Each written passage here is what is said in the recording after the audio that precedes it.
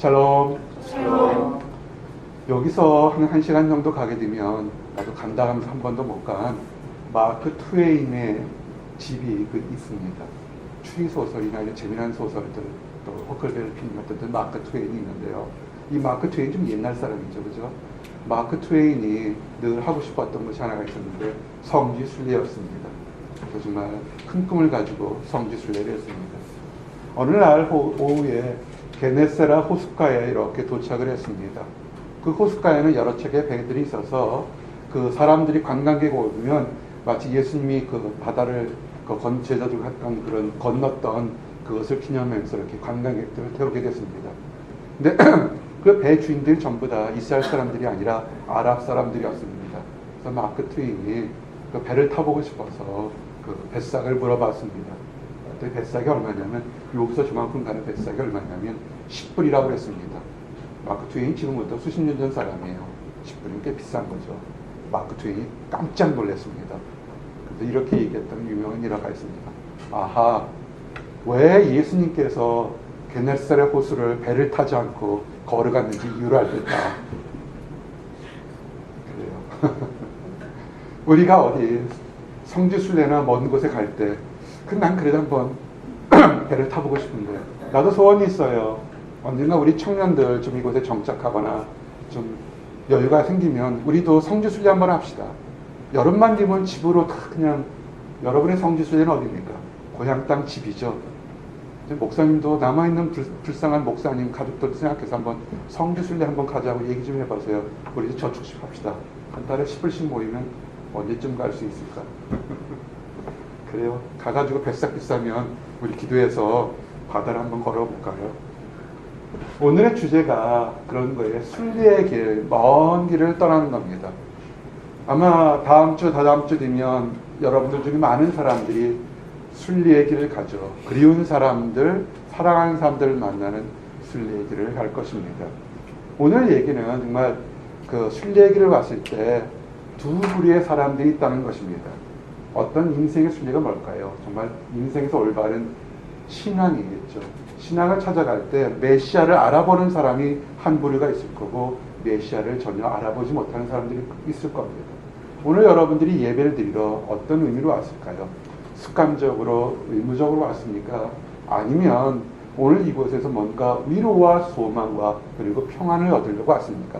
삶은 똑같이 있지만, 육신은 똑같이 있지만 두 가지 갈래길이 있을 것입니다. 하나님도 아세요. 하나님이 사람들에게 많은 사랑을 베풀어주고 은혜와 기적을 주어도 거기서 감사하는 부류가 있을 거고 전혀 감사하지 못하고 다른 생각하는 부류가 있다는 것을 두 가지를 알게 됩니다. 요한복음 1장 11절에서 12절에 보면 말씀한 것처럼 자기 땅에 오매 자기 백성이 영접하지 아니하였으나 영접하는 자 곧 그 이름을 믿는 자들에게는 하나님의 자녀가 되는 권세를 주셨습니다. 아멘. 오늘 여기 예배당에 온 사람들 중에서 두 부류의 사람들이 있다고 성경은 의미하고 있는 것입니다. 은혜를 받고 돌아갈 사람과 그냥 왔다가 그냥 돌아갈 사람이 있다는 것입니다. 난 여러분들이 은혜 받고 돌아가기를 원합니다. 요만큼이든 이만큼이든 하나님 상에 떨어지는 그 부스러기 조그만 것 하나라도 인생을 바꿀 수 있다는 것을 기억하시기 바랍니다. 한번 따라하세요.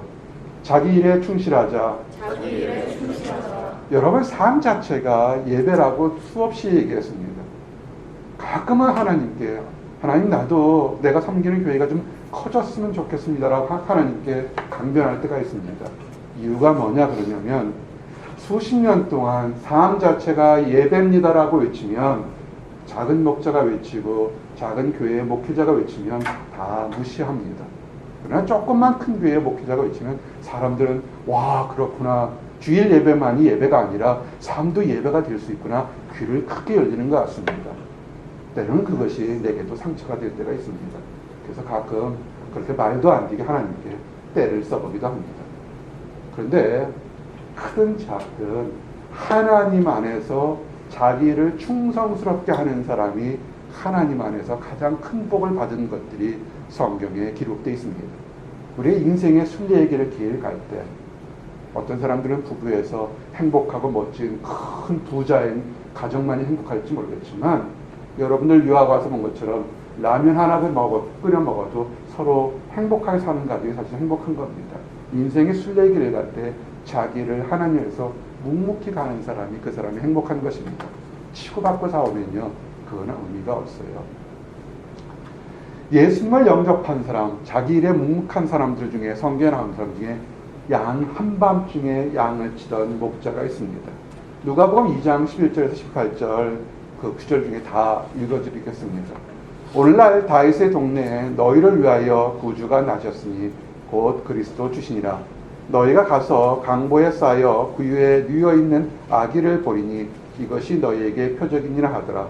호련히 수많은 천군이 그 천사와 함께 하나님을 찬송하여 이르되 지극히 높은 곳에서는 하나님께 영광이요 땅에서는 하나님이 기뻐하신 사람들 중에 평화로다 아니라. 천사들이 떠나 하늘로 올라가니 목자가 서로 말하되 이제 베들레헴으로 가서 주께서 우리에게 알리신 바 이루어진 일을 보자 하고 빨리 가서 마리아와 요셉과 구유에 누이는 아기를 찾아서 보고 천사가 자기들에게 이 아기에 대하여 말한 것을 전하니 듣는 자가 다 목자들이 그에게 말한 것을 놀랍게 여기되 아멘. 참 여기에는 놀라운 기적들이 있어요. 메시아를 탄생의 얘기를 천사들이 누구에게 했냐면 한밤중에 양을 치던 목자들에게 했습니다. 한밤중에 양을 치는 것처럼 힘들 것이 없을 겁니다. 양들은 편히 잘지 모르겠지만 목자들은 잠을 자다 깨다가 추운데 한데서 자면서 혹시라도 늑대나 일이나 곰이나 사슴이 올까봐 지키는 걸 것입니다. 한밤중에 양을 치던 사람들은 대부분의 경우 2000년 당시의 역사를 사회적인 관습을 보면 그 양들은 자기 양이 아닙니다. 양 주인은 따로 있습니다. 이 사람들이 하는 건 뭐냐면 남의 양을 쳐주고 나서 혹시라도 새끼를 낳게 되면 잘 자라게 되면 그 중에 일부를 삭수로 받는 정말 삶 속에서 막노동하는 가장 힘든 일을 한 사람 중에 한 사람들일 것입니다. 여러분 삶이 어떻습니까? 여러분 삶이나 여러분 주변에서 남들처럼 편하게 요새 소위 말하는 금수저를 물고 태어나지 않아서 힘들게 어렵게 밑바닥에서부터 한 걸음 한 걸음 올라가는 사람들이 있습니까? 여러분 그 낙심하지 마세요. 세상은 잘난 사람, 뛰어난 사람들만 바라볼지 모르겠지만 하나님은 가장 밑바닥에서 집에서도 잠을 못 자고 한데서 잠을 자던 양치기 목자들에게 천군과 함께 그들의 가장 기쁜 소식을 나타냈습니다. 그들이 얘기했습니다. 지금 메시아가 태어났다. 너희들이 강보에 쌓이는 구유에 아기를 보리라 그랬습니다. 얼마나 놀라운 사실입니까? 그 얘기를 하면서 그들의 영안이 열려서 수많은 천군 천사가 찬양하고 노래하는 외치는 소리를 들렸습니다. 얼마나 신났겠습니까? 한번 생각해 보세요. 여러분이 예배드리고 혼자 조용히 묵상하는데 여러분 주위에 밝은 빛과 함께 여러분을 위해서 사랑하는 내 아들과 사랑하는 내 딸아 내가 너를 사랑한다는 하나님의 음성이 들린다면 여러분 얼마나 기쁘겠습니까? 너무나 신나서 그들이 다른 박질을 갑니다. 양치기 목자들의 가장 첫 번째 관심의 인생의 목적은 뭐였습니까? 양이에요. 양이 잘 자라서 살이 피둥피둥 치고 털이 많아져서 그것을 팔았을 때 자기들의 삭시 나온다고요. 지금 그들은 양이 인생의 목적이 아닙니다. 메시아가 목적입니다. 양을 다 놔버려두고 그대로 다른 박질에서 갑니다. 베들레헴이요, 작은 동네가 될지도 모르고 큰 동네가 될지 모르겠지만 어느 곳에 아이가 태어난지 어떻게 알겠습니까? 성경에는 이 목자들이 어떻게 그 집에 간지는 기록이 없지만 그들이 정말 문을 두드리가면서 아마 여러 군데 가서 사람들이야 이곳에 메시아가 태어났다고 했을지도 모릅니다. 아니면 천사가 바로 조집이라고 가르쳐줄지도 모르겠습니다. 그러나 그들이 가서 얘기를 했습니다. 그리고 가서 그들이 목자가 천사들에게 한 얘기를 마리아와 요셉에게 얘기합니다. 그리고 보면 다른 사람들에게 얘기했던 걸 봐서 그들이 얼마나 큰 소식과 기쁜 소식을 다른 사람에게 얘기했는지 알 수가 있습니다. 여러분들하고 똑같은 겁니다.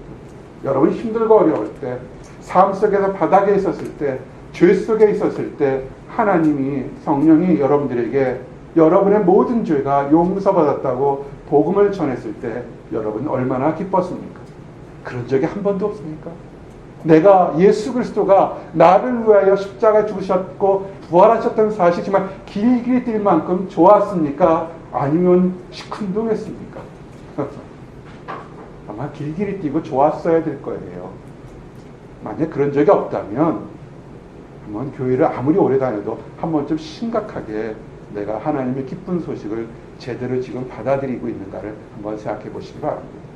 얼마나 기뻤으면 모든 것을 뒤로 하고 다른 박질에 가서 동네 사람들아 모여라, 메시아가 이곳에 태어났단다 하고 외치고 다녔던 것입니다. 그리고 그들이 말구에 있는 아기 예수를 봤을 때 얼마나 기뻤겠습니까? 그들에겐 가진 것이 없어요.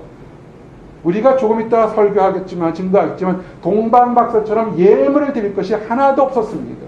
뭐가 있었겠습니까? 그러나 그들은 열린 마음으로 기쁜 마음으로 사람들아 모여라, 메시아가 태어났다 그랬습니다.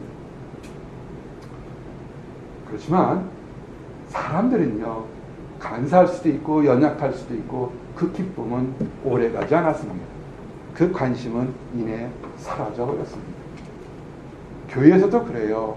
막 와서 주를 위해 사는 것처럼 내가 다 교회를 위하는 것처럼 하다가 이득이 사라지면 아주 마음이 얼음장처럼 사라져버리는 수없이 많은 사람들을 보게 됩니다. 왜 그럴까요? 진정으로 메시아를 그리워하지 않았고 진정으로 인생의 순례의 목표가 뭔지를 생각하지 않았던 것입니다. 사람들이 메시아를 받고 외쳤다고 했을 때 여기서 보게 되면 목적뿐만 아니라 다른 사람들도 쳐다봤을 거예요. 말구에 있는 예수를 보고서 아마 그러면서 어휴, 어떻게 말구에서 구세주가 나타날까 의심한 사람들도 많았을 겁니다. 여러분 보스턴에 뭐를 보고 지금 와 계십니까? 이 보스턴에 뭐라도 하나 건져서 잘 먹고 잘 사는 세상적인 영광을 보려고 지금 와 있습니까? 아니면 이 소돔과 고모라 같은 곳, 이 광야 같은 곳에서 내가 힘들지만 이곳에서 내 삶을 윤택하게 할 수 있는 절대적인 메시아에 대한 깊은 교제를 위해서 지금 이 자리에 있습니까? 우리 금요일날 예배 오라고 강요를 많이 했습니다. 이젠 더 이상 못해요. 왜냐하면 2015년에 금요 예배는 다 끝났습니다. 올해는 더 이상 하지 않습니다. 내년에 오세요. 하나님이 허락하십니다.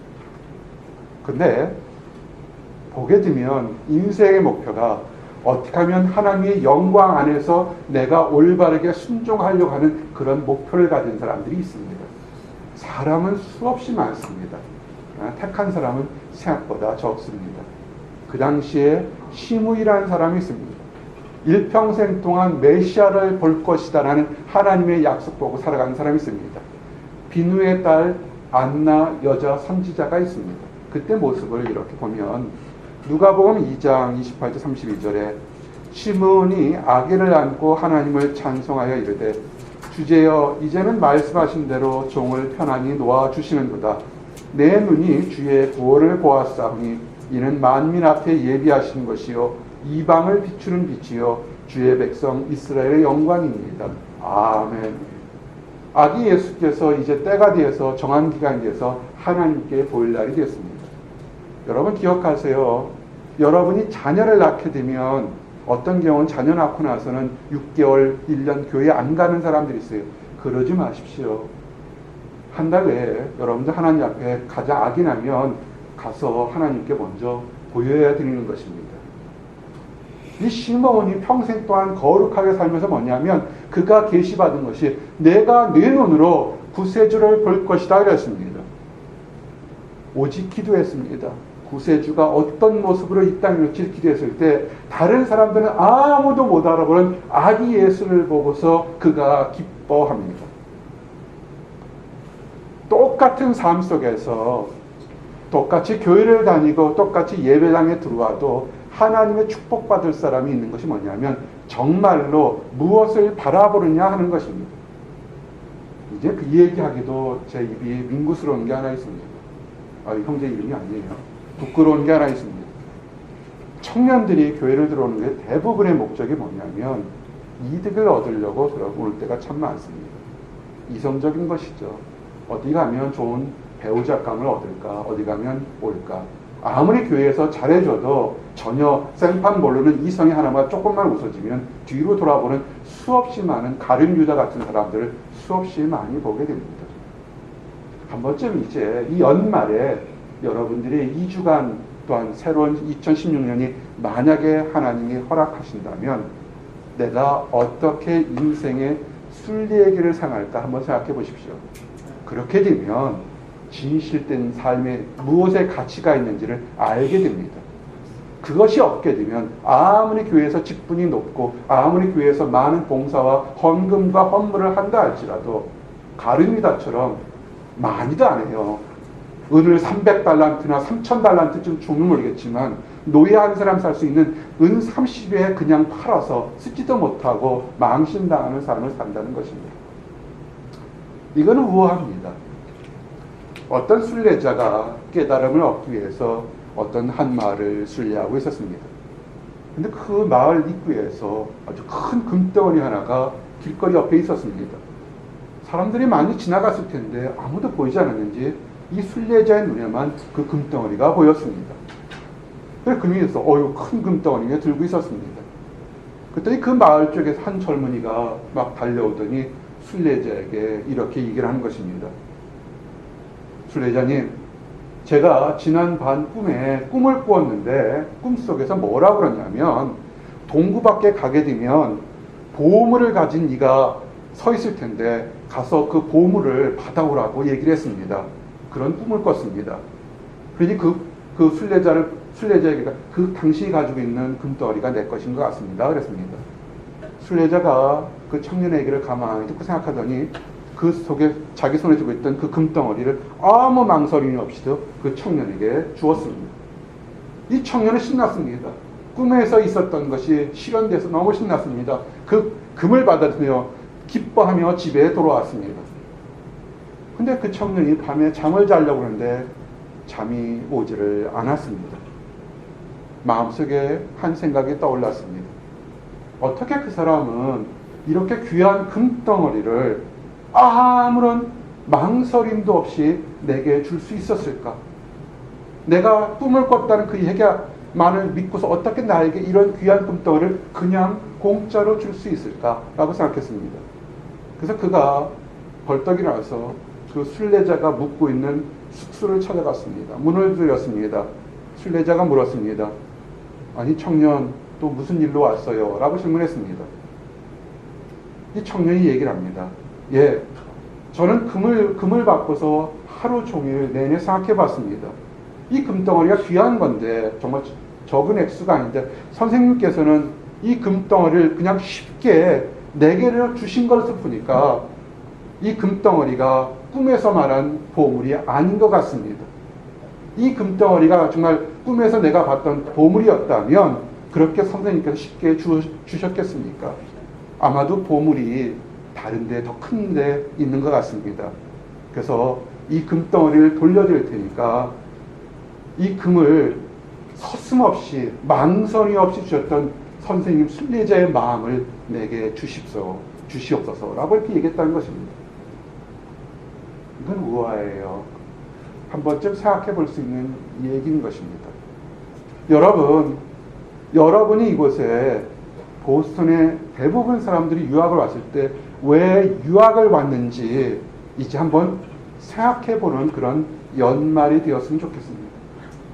그저 유학을 와서 첫 학기 정신없이 지냈을 겁니다. 살아남기 위해서 무엇이 옳고 그른지 모르게 휩쓸려 다녔을 것입니다. 세상 사람들은 그리한다 할지라도 여러분은 하나님이 택한 귀한 자녀들입니다. 이제 세상에서 막 받지만 말고 정말 여러분 삶에 가장 귀한 것이 무엇인지를 생각하고 돌아보는 그런 연말이 되기를 원합니다. 오늘 읽었던 것이 동방박사에 대한 얘기입니다. 시간이 되는 대로 이 동방박사를 증거하면서 우리 은혜를 좀 나누기를 원합니다.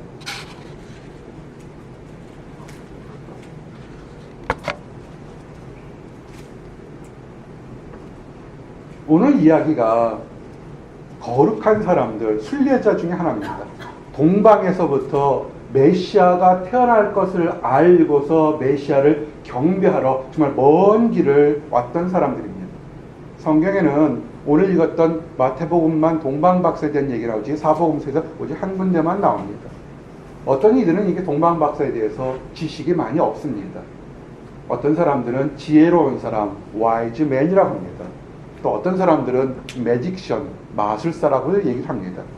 어떤 사람들은 페르시아만 또는 사우디아라비아 쪽에서 별을 연구하던 첨성술을, 하늘의 별을 연구하던 그런 제사장 그룹이다 이렇게 얘기를 합니다. 우리는 잘 알 수가 없습니다. 정확히 아라비아 쪽에서 온지 페르시아 쪽에서 온지 모르지만 동쪽 지역에서 이 가나안 땅의 베들레헴에서 동쪽 지역에서 먼 거리를 온 사람들이라고 생각을 할 수 있습니다. 자세한 기록은 없습니다. 그러나 확실한 것은 뭐냐면 이들이 하루 이틀 거리가 아니라 한 달, 두 달, 어쩌면 더 먼 6개월, 1년이 되는 먼 거리에서 그들이 한 목적으로 이곳 베들레헴까지 예루살렘까지 왔다는 것을 알 수 있습니다. 뭔 겁니까? 구세주를 만나기 위해서 그들은 먼 거리를 왔다는 것입니다. 그리고 와서 진리로, 그 다음에 메시아 진리로, 진리와 참 메시아인 그 태로 태어난 구세주를 경배하기 위해서 왔다는 것입니다. 여러분, 순례자, 이 단어 잘 이제는 오랜만에 들어본 것 같지만 참된 인생의 순례자는 것은 뭐냐면 하나님을 경외하기 위해서, 하나님께 예배를 위해서 먼 길을 쭉 떠나는 그런 사람들인 것입니다. 우리 성도는요, 순례자가 되어야 됩니다. 뭡니까? 네가 하나님의 자녀라는 그런 말씀을 들었다면 다시 우리 눈으로, 우리 손으로, 우리 모든 온 마음으로 우리 구세주인 예수 그리스도를 다시 만나서 정말 눈으로 보고 예배드리는 그때까지 쭉 일생을 동안 걸어나가야 되는 순례자가 우리의 진정한 삶인 것입니다. 근데 많은 사람들이 그렇게 못 살죠. 세상인 것, 권력을 좀 가져보고 싶고 좀 많이 가져보고 싶고 많이 대접받고 싶어하는 그런 세상적인 것, 여러분의 젊음이 평생 동안 수백 년 동안 될 것 같지만 아니, 그렇지 않아요. 엊그제 만난 것 같은데 벌써 5년, 10년의 세월이 후딱 지나가는 걸 보게 되면 정말 우리의 삶이 짧은 것을 느끼게 됩니다. 엊그제 정말 이곳에 새로 입학해서 정말 그 열정을 가졌던데 벌써 한 학기가 다 끝났어요. 여러분, 세상 것들 막 이런 것이 옳은 거란 그 세상 것에 이젠 좀 제발 돌아보지 말길 원합니다. 여러분 인생에 세월이 가도 변하지 않고 여러분이 잘했다 칭찬받을 수 있는 그 지식이 뭐냐면 잠언 1장 7절처럼 여호와를 경외하는 것이 지식의 근본이거늘 미련한 자는 지혜와 훈계를 멸시하느니라. 아멘. 우리가 성공하도 실패하든 그거 큰 거 아닙니다. 지금 남보다 실패했다고 좌절하고 나쉬할 필요가 없고 남보다 좀 성공했다고 우쭐할 필요가 하나도 없습니다. 우리의 삶이 여호와를 경외하는 쪽으로만 한 걸음 한 걸음 나간다면 그 과정이 어쨌든 간에 그 사람이 제대로 된 사람인 것입니다.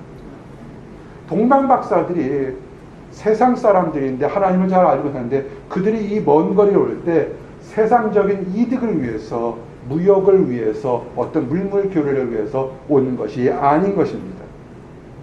그들은 유대인들의 시각에 이방인들입니다. 유대인들, 나 하나님을 믿는 선민이라고 교만한 입장에서 보면 그들은 이방인들이고 상대할 수 없는 사람들인 것입니다. 그런데 우쭐하고 나는 은혜 많이 받았어요, 나는 응답을 많이 받았어요, 그런 우쭐했던 유대인들과 달리 하나님 은혜를 제대로 경험하지 못한 이방인이 진정으로 메시아 하나님을 찾아왔다는 것이 우리에게 도전이 되는 것입니다. 예수님 당시에서도 수없이 많은 사람들이 있었지만 백부장, 로마 사람이었던 백부장처럼 칭찬받은 사람이 예수님 당시에 없었던 것을 기억하시기 바랍니다. 자기 하인이 병들었다고 사람을 보내서 예수님의 도움을 구했습니다. 예수님께서 그 하인을 병 고치러 갔을 때 백부장이 얘기합니다. 그렇게 큰 사람이 내 집에 들어오는 것을 나는 감당할 수 없습니다. 나도 남 밑에 있으니까 내 하인도 내 밑에 있던 사람이니까 말씀으로만 하십시오. 말씀으로만 해도 내 하인이 병이 고칠 겁니다 얘기할 때 예수께서 그 모습이 마태복음 8장 10절에 예수께서 들으시고 놀랍게 여겨 따르는 자들에게 이르시되 내가 진실로 너에게 이르노니 이스라엘 중 아무에게서도 이만한 믿음을 보지 못하였노라. 아멘. 여러분 진정으로 자랑할 게 뭐냐면요, 내가 많이 가졌고 내가 승리했고 내가 기도 응답받았다면 자랑할 것이 아니라 겸손함인 것입니다. 유대인이 아니라 이방인이 아니라 하나님은 겸손한 사람을 가장 많이 칭찬한다는 것을 기억하시기 바랍니다. 현대교회가 왜 이렇게 약해진 것이 뭐냐면 예수님 당시보다 수십 배, 수백 배, 수천 배 수많은 교회와 건물과 사람이 늘었지만 내가 한다고 자랑하는 것이 아니라 정말 하나님 앞에 겸손한 사람들이 적기 때문에 교회가 흔들리는 것입니다. 겸손하십시오. 천국 하나님의 축복은요, 겸손한 가운데 하나님 은혜를 보려고 나오는 것입니다. 먹이 터져라 작은 목자가 외칩니다. 여러분들에게도 다른 곳에도 사랑방에 가서 전혀 알지 못하는 다른 많은 사람들에게도 외칩니다. 기도하러 오십시오. 하나님께 구하십시오. 하나님께 내려놓으십시오. 외칩니다. 여러분, 천국은요, 하나님의 축복은 그를 챌린지하는 사람만이 얻는 것입니다. 원망하고 시기하고 질투하는 사람은 얻지 않습니다. 마태복음 11장 12절에 세례 요한의 때부터 지금까지 천국은 침노를 당하나니 침노하는 자는 빼앗느니라. 아멘. 시므온이 일평생 동안 성전에 있으며 죽지 못한 죽음을 연장하면서 메시아를 보기를 원했고, 안느라는 여선지자가 과부로 오랫동안 살면서 일평생 살면서 메시아를 보기를 원했고, 이방 사람들했던 동방박사가 그 먼 길을 아무 물질적인 이득을 바라보지도 않고 메시아를 보기 다뤄봤을 때 성경에는 그 사람들을 의인이여 칭찬받을 사람이라고 평가하고 있는 것입니다. 여러분들이 그런 날이 되기를 원합니다. 그런 사람들이 되기를 원합니다. 동방박사가 본 것, 순례자가 본 것은 무엇이었을까요? 이 동방박사가 봤던 것은 예의적으로 크게 빛나는 별을 봤다고 합니다. 어느 창조과학회 어느 교수가 또는 어떤 사람들이 아주 자기 지식을 얘기합니다. 혜성도 아니고 어떤 초신성도 아니고 어떤 행성도 아니고 나름대로 과학적인 지식으로 얘기합니다. 그러나 우리는 정확히 알 수 없습니다. 이거는 아주 특이하게 예외적으로 별이 인도돼서 왔다는 것을 우리가 알 수 있는 것입니다. 이것은 뭐냐면 이전에는 관측되지 않았던 별이었습니다. 동방박사들이 이 별의 출현이 메시아가 이 땅에 태어날 것을 알고 있었던 것입니다. 하나님은 기쁜 소식을 한 사람에게만 비밀리에 얘기하지 않습니다. 이단들은 어떻게 한다고 얘기했습니까? 사람들을 꼬드게 해서 너만 알아, 요 비유는 너만 하는 것이야, 요거는 너만 알아, 이런 식의 얘기하지 않습니다. 동방박사에게는 자기가 알고 있던 자기 분야에서 최선을 다하는 것에 별의 모습으로 메시아를 탄생했다면, 한밤중에 양을 지키던 목자들에게는 그들에게 천사가 나타나서 메시아가 있다는 것을 보였던 것입니다. 시므온에게는 평생 동안 성전을 떠나지 않고 지켰던 시므온에게는 성전에서 예수를 보겠다고 얘기했던 것입니다. 여러분에게는 어디서 예수를 보겠습니까? 여러분의 삶 자체에서 예수님을 만나보기를 원합니다. 여기 보게 되면 이 동방박사 중간에 길을 잃고 어려운 것이 있었습니다. 초자연적인 것을 보여주었습니다. 하지만 초자연적인 것은 사람의 지식을 뛰어넘기 때문에 때로는 다 이해하지 못할 때가 있습니다. 별 하나 보고서 그들이 메시아가 탄생할까 했지만 메시아가 어떻게 어디에서 어떤 모습으로 되었지 동방박사들은 전혀 알지 못했던 것입니다. 이것이 우리에게 위로가 될 때가 있습니다. 여러분이 앞으로 만날 부활하신 예수님, 천국에서 우리를 데려오신 예수님 모습을 우리는 정확히 알지 못합니다. 우리가 천국에 갔을 때 얼마나 멋있게 변화될지 우리는 정확히 다 알지 못합니다. 그리고 우리가 이 땅에서 10년을 살지 20년을 살지 아니면 5년을 살지 70년을 살지 우리는 다 알지 못합니다. 늘 지금부터 더 이런 삶을 살지 더 뛰어난 삶을 살지 더 어려운 삶을 살지 우리는 알지 못합니다. 하지만 그렇게 부족하고 잘 알지 못하지만 하나님은 그 부족한 사람들을 그들의 눈에 맞게 깨달을 수 있는 수준으로 점진적으로 인도해서 선한 결과를 가져온다는 것입니다. 여러분 인생의 선한 결과를 얻기를 원하십니까? 아멘. 그러면 나오십시오. 하나님 앞에 예배드리는 곳에 나오시기 원합니다. 금요일날 마지막 2015년 금요예배 사도행전 강의하면서 뭐라 했습니까?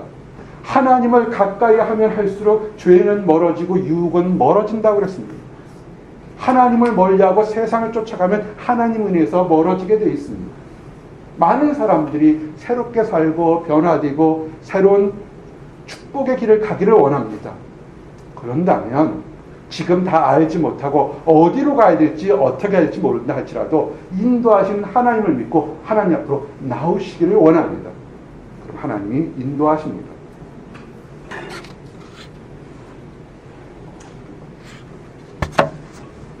시편 119편 105절에 주의 말씀은 내 발의 등이요 내 길의 빛이시입니다. 아멘.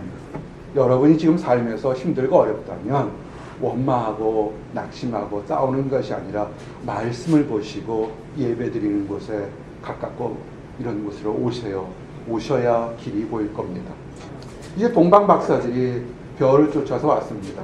그들의 생각에는 당연히 왕이 태어났으니까 왕궁에 있을 거라고 왔습니다.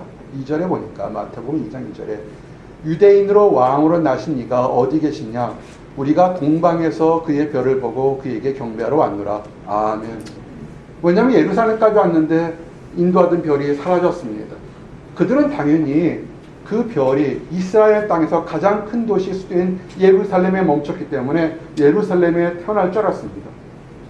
자기 판단이 너무나 확실했습니다. 내 판단이 확실해질 때 갑자기 별이 사라졌습니다.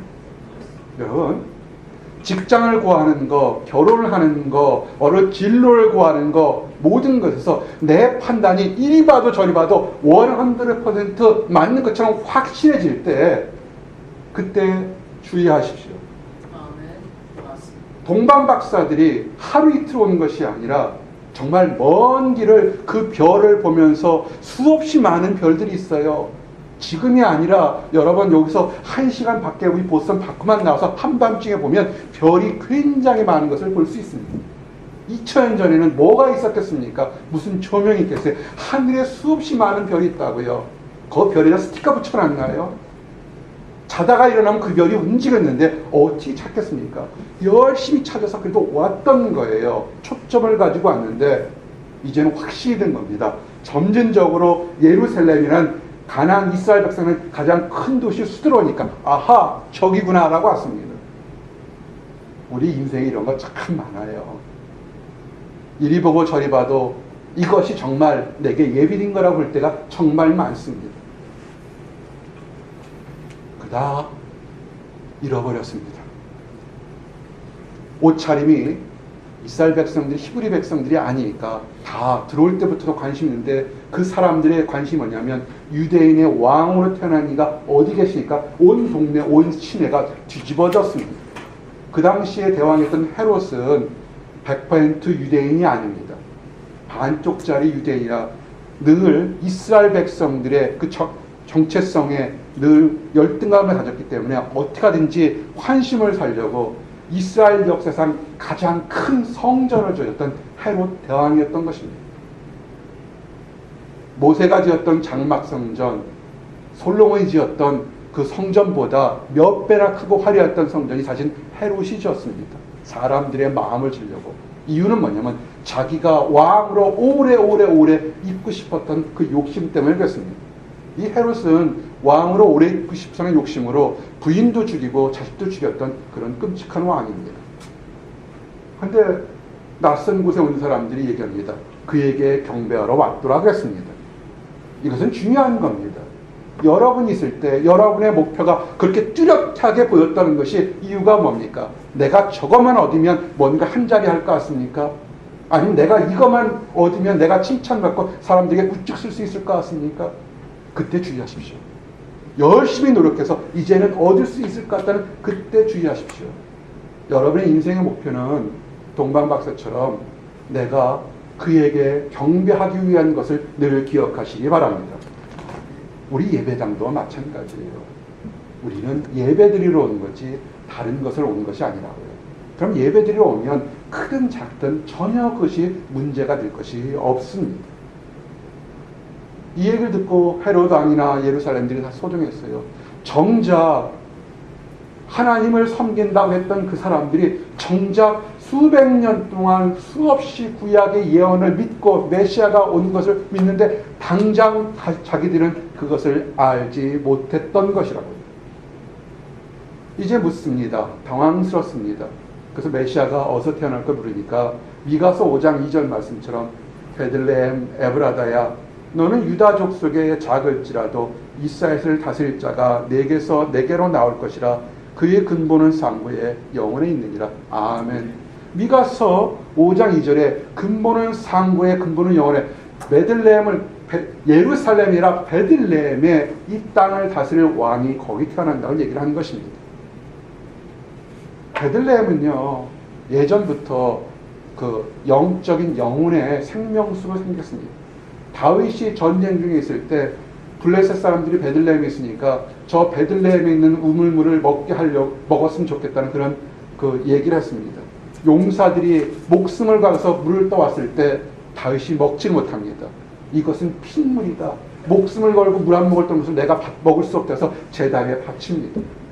상징성이 뭐냐면 베들레헴은 떡지기지만 베들레헴에 나오는 물은 생명수라는 것이 영적인 상징수가 된 것입니다.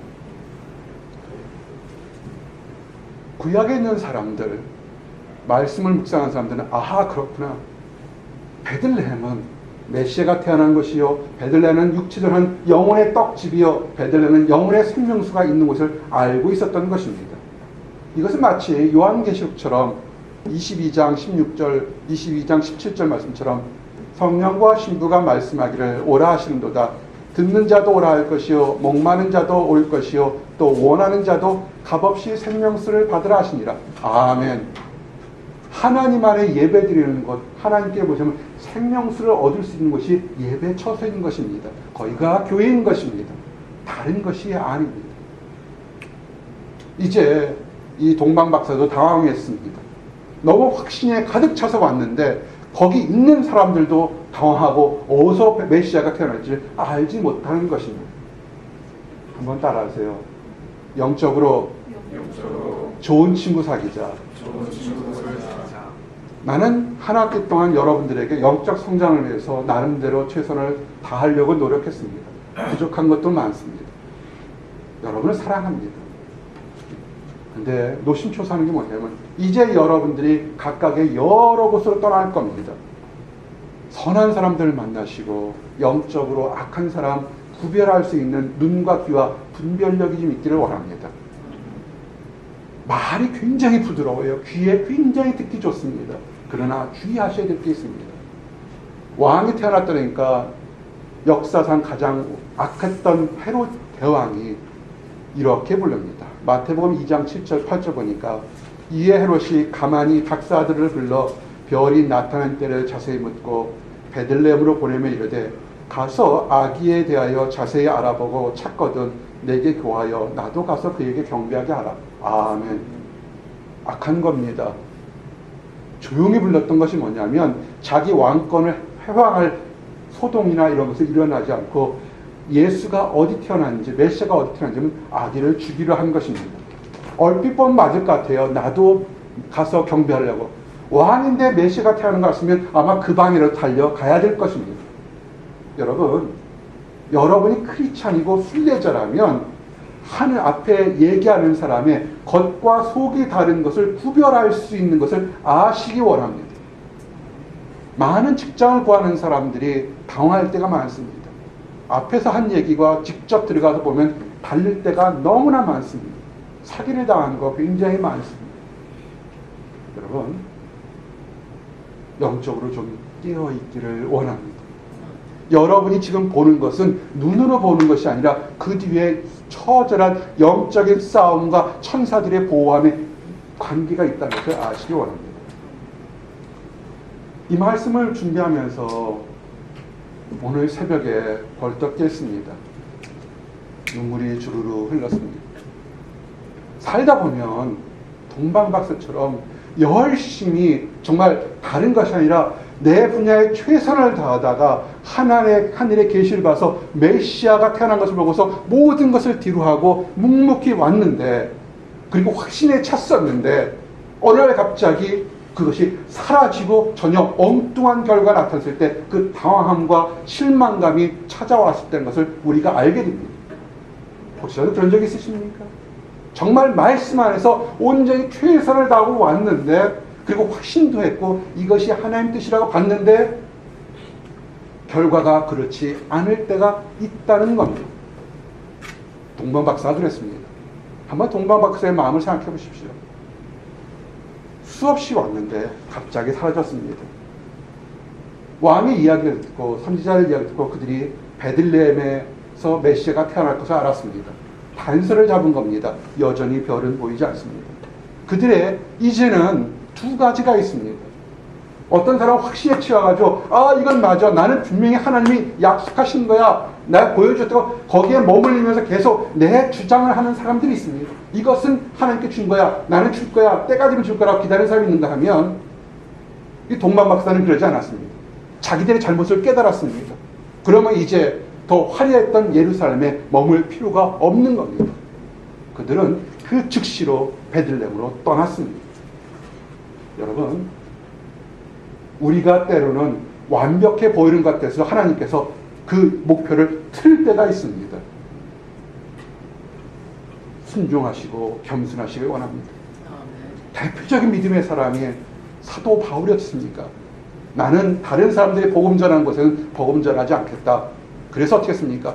동쪽으로 가자, 인도로 가자, 복음을 전하러 갔습니다. 얼마나 뜨거운 비전과 소망과 하나님 뜻이겠습니까? 복음을 전하는 것은 하나님 뜻입니다. 그러나 성령이 천사가 막았습니다.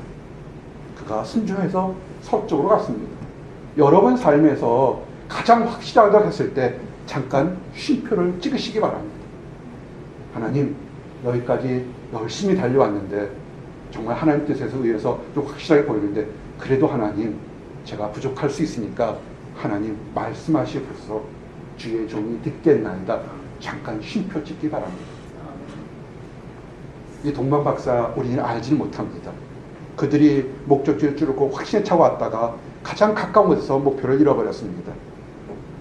우리가 어디로 가는지, 이것은 예수님 당시에서도 분명히 침례 요한이 예수님이 오셨을 때 침례를 줄 때 저분이 내게 침례를 줘야지 내가 침례를 줄 수가 없다, 나는 저분의 발 등상께도 발도 못 들 다 할 때도 그가 침례 받은 것을 허락하셨고, 예수님께 침례 받고 나올 때 천사가 성령이 함께 임하는 것까지 다 봤습니다.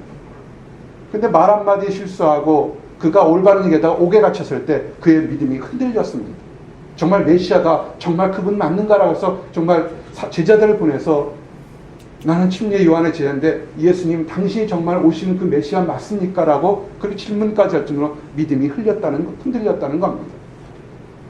예수님께서 이렇게 얘기했어요. 마태복음 11장 7절 9절. 그들이 떠나매 예수께서 무리에게 요한에 대하여 말씀하시되, 너희가 무엇을 보려고 광야에 나갔더냐? 바람에 흔들리는 갈대냐? 그러면 너희가 무엇을 보려고 나갔더냐? 부드러운 옷 입은 사람이냐? 부드러운 옷을 입은 사람들은 왕궁에 있느니라. 그러나 너희가 어찌하여 나갔더냐? 선지자를 보기 위함이었더냐? 옳다, 내가 너희에게 이르노니 선지자보다 더 나은 자니라. 아멘. 예수님께 자기가 선지자보다 낫다고 얘기하시면서 얘기합니다. 여러분, 실망하거나 낙심하거나 교만하지 마십시오. 분명히 최선을 다하고 범죄 않고 열심히 살아도 갑자기 목표가 흔들릴 때가 있습니다. 너무 뚜렷하게 확실하게 할지라도 너무 교만하지 마십시오. 하나님이 정말 그것을 주시는지 좀 기다리기를 원합니다. 우리가 있을 때 왜 교회에 나가는지, 왜 사역을 하는지 질문을 수없이 하십시오. 그리고 사람이 외모로만 판단하려고 하지 마시기 바랍니다. 사람은요, 겉으로 판단하시라 하나님이 역사하는 대로 판단하실 겁니다. 그들의 이제 동방박사가 그들에게 왔습니다. 우리가 있는 이 동방박사가 별을 찾고 다시 인도하실 때 뭐냐면, 우리에게 하는 것과 똑같은 것이 뭐냐면 골로새서 3장 2절 말씀처럼 위의 것을 생각하고 땅의 것을 생각하지 말라. 이 땅 것 생각하지 마시기 바랍니다. 하늘에 뭐하는 것을 보기를 원합니다. 그랬더니 성경에 가장 멋진 드라마틱한 장면이 나옵니다. 마태복음 2장 10절에 그들이 별을 보고 매우 크게 기뻐하고 기뻐하더라. 사라졌던 것이 다시 보인다는 겁니다. 하나님은 여러분 삶에서 가장 더 좋은 것, 완벽한 것, 온전한 것을 주시기 위한 것이 하나님의 뜻인 것입니다. 아멘. 이제 베들레헴에 도착했습니다. 이제는 베들레헴에서 크지 않은 작지 않은 도시에 어디 있을지 모르겠지만 이제는 더 흔들리지 않습니다. 때로는 제가 아침에 새벽에 눈물을 흘렸던 것이 뭐냐면, 삶 속에서 열심히 하나님 목표대로 순종했지만 늘 성공하고 형편한 것이 아니라 더 어렵고 더 말도 안 되는 얘기, 더 억울한 경우를 수없이 당했을 때 왜 하나님 내게 이런 것을 주셨습니까? 원망이 있을 수 있습니다. 그때 참으십시오. 오히려 그런 연단이나 환단이 오히려 앞으로 더 불확실할 때도 당당하게 갈 수 있는 것입니다. 베들레헴을 갔을 때 베들레헴의 수없이 많은 집 중에서도 이제 동방박사들이 흔들리지 않습니다. 왜? 자기들을 인도하신 그 별 사인이 정확히 메시아를 보여줄 거라는 것입니다. 이제는 그들이 낮추어졌습니다. 어느 곳에 가든지 이제는 왕궁에 있을 것 생각했던 그들의 판단이 무너졌기 때문에 이제는 별이 어느 곳에 가든지 이제는 그곳에 메시아가 있을 거라는 것을 판단한 것입니다. 그래서 어디서 봤습니까? 집도 아니고 따뜻한 어떤 부잣집도 아니고 베들레헴의 그 수많은 집 중에서 잘 집도 아니고 집이 아니라 말구유에 놓여져 있는 아기 예수를 보고 그들이 겸손해지고 이제는 경배에 드릴 수 있는 것입니다. 지혜로운 사람이 어떤 거냐면요, 환난과 어려움이 오기 전에 낮춘 사람이 지혜로운 사람이고, 또 다른 지혜로운 사람은 환난과 어려움이 왔을 때 그것을 원망하지 않고 또 하나님 뜻이 있을 줄 알고 또 순종한 사람, 그 사람이 지혜로운 사람입니다. 그들이 어땠습니까? 기뻤죠.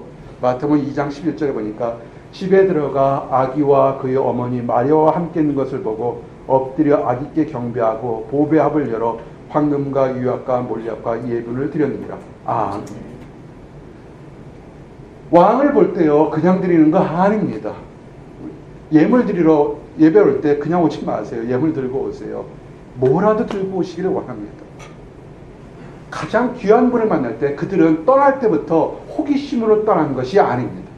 예물 들고 왔다는 그곳에서 그들은 경배하러 여기에 온 것입니다. 수없이 얘기한 것처럼 여러분이 예배 드려올 때 경배하기 위해 오는다면 뭐라도 들고 오십시오. 물질을 얘기하는 것이 아닙니다. 여러분의 기도 제목을 적은 것이라든지 여러분의 간절한 기도라도 뭐라도 들고 오시기를 원합니다. 그들이 드렸던 것이 상징성이 있습니다.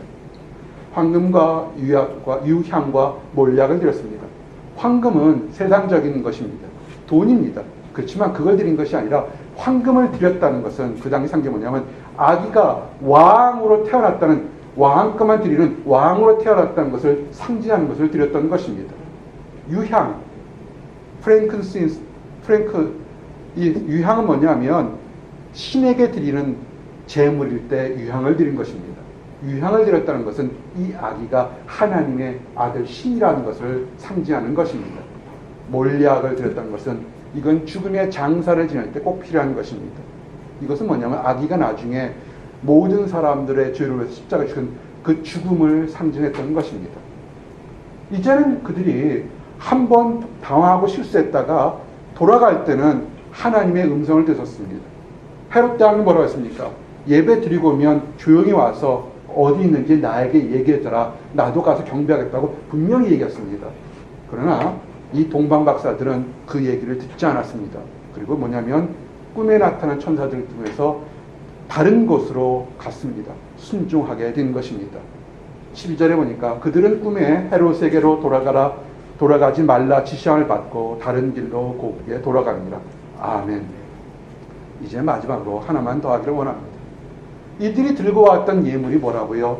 황금과 유향과 몰약입니다. 여러분, 이 순례자의 길을 갈 때 여러분들도 이것을 들고 가기를 원합니다. 뭐냐면 이것은 부피가 작습니다. 부피가 작지만 그 어느 것보다 귀한 겁니다. 여러분의 인생의 순례 갈 때 쓸데없이 부피 많은 것들 들고 가면 걸어갈 수가 없을 것입니다. 하루 이틀 길은 모르겠지만 정말 10년, 20년 긴 길에 순례 가게 되면 부피가 적으면서도 귀한 것을 들고 가시길 원합니다. 부피가 큰 건 뭐 있을까요? 미움, 시기, 원망, 질투, 다툼, 자랑, 그런 거 들고 가지 마시기 바랍니다. 물질력 그거 들고 가지 마시기 바랍니다. 여러분 요 근처에 묘지에 가보게 되면 수없이 많은 묘지들이 있습니다. 바로 캠브리지에 가게 되면 미국에서 처음으로 생긴 가든드 세미트리가 있습니다. 묘지가 얼마나 공원처럼 이쁜지 모릅니다. 수없이 많은 유명한 사람들이 있습니다. 그러나 그들이 다 요만한 곳에 다 묻혀 있습니다. 죽을 때 들고 갈 거 하나도 없습니다. 여러분 인생의 순례에 사랑을 들고 가십시오. 우정을 들고 가고 믿음을 들고 가고 하나님께 드렸던 기도 제목을 들고 가십시오. 그것이 순례의 길일 것입니다. 어디로 갈까요? 우리 순례의 마지막 예수님 따라가십시오. 예수께서 얘기하는 것처럼 예수께서 이르시되 내가 곧 길이요 진리요 생명이니 나로 말미암지 않고는 아버지께 올 자가 없느니라. 아멘. 우리가 다른 길을 헤매지 말고 길 대신 예수님을 따라가서 그래야 우리의 순례의 길이 마치는 아버지를 볼 때가 될 것입니다. 사랑하는 성도 여러분, 1년 동안 그리고 한 학기 동안 여러분들 수고하셨습니다. 정말 잘하셨습니다. 정말 힘들고 어려운 보스턴에서 유학생활, 비싼 물가 속에서 여러분들 잘 살아남으셨습니다. 승리했던 거 축하합니다. 때로는 너무 힘들고 어려워서 다투고 넘어지고 엎어질 때도 있을 겁니다. 결코 여러분 망하는 거 아닙니다. 다시 일어나십시오. 다시 일어나서 별을 보고 인생의 길진 메시아를 보고 순례의 길을 다시 행하시기를 원합니다. 그럴 때 여러분에게 더 큰 축복이 있을 겁니다. 그 사랑하는 성도 여러분, 마지막으로 부탁한 것은 여러분이 순례의 길을 행할 때 여러분 인생 주변에 갈 길을 알지 못해서 방황하는 수없이 많은 사람들이 있습니다. 그것이 가족이 되든 여러분의 친척이 되든 사랑하는 사람이든 함께 그 길을 가기를 원합니다. 기도합니다. 하나님 감사합니다. 우리에게 인생의 순례의 길이 무엇인지를 깨닫고 도전 주심을 인하여 감사합니다. 우리가 때로는 확실하게 올바르다고 판단하는 길이 때로는 우리를 그릇된 길로 당황스러운 길로 인도할 때도 있습니다. 아버지, 우리가 순종할 수 있도록 인도해 주시옵소서. 우리가 잘난 것 같지만 부족한 것이 많사오니 하나님의 지혜 주시고 학자형 주셔서 올바르게 하나님만을 보고 따라갈 수 있도록 인도하여 주시옵소서.